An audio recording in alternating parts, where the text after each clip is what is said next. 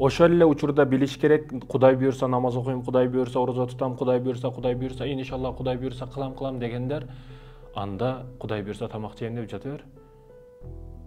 Кудай буйрса чай ичем деп отура бер. Жок, аракетин себебин кылат. Тамак жегиси келген адам турат, барат, кухняга барат, заказ кылат, акчасын төлөйт, тамагын жейт. Эгерде аял тамак кыла турган болсо же кылбай калган болсо, неге тамак кылбадың деп урушат, тилдейт. Келишпестик пайда болот үй бүлөдө, ошо тамактын айынан ажырашып кеткендер бар.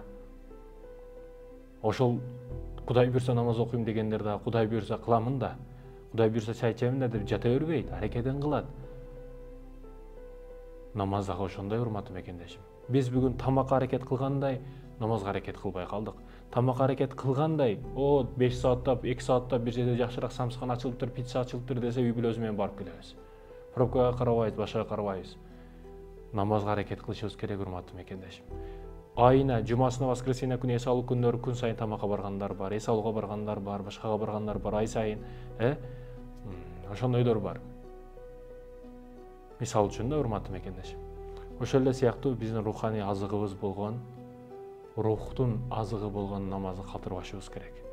Намаз окушка аракет кылышыбыз керек, урматтуу мекендешим. Бир үйүңүзгө конок келсе кандай жакшы, эгер сиз жакшы көргөн адам болсо. Жаман көргөн адамыңыз келсе киргизесизби үйүңүзгө? Жок, албетте. Аллах жүрөгүңүзгө салса, ошол учурда кармап калышыбыз керек. Кээ бир адамдар жүрөгүгө салат, бирок өзү жалкоолук кылып таштап коет намазды. Жок, жалкоолукту токтотуш керек.